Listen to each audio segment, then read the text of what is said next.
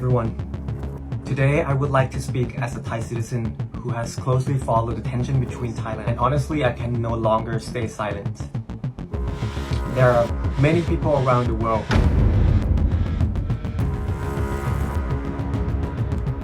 Thailand never wanted war, especially the one that harms innocent lives. Cambodia launched rockets into Thai territories, deliberately targeting civilian areas.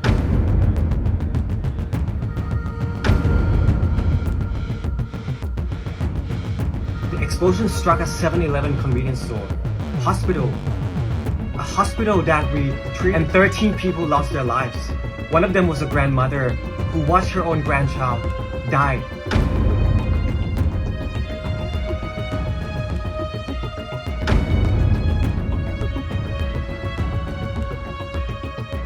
We are only defending ourselves, and we will not allow the truth to be twisted, but we have all the right to protect our home.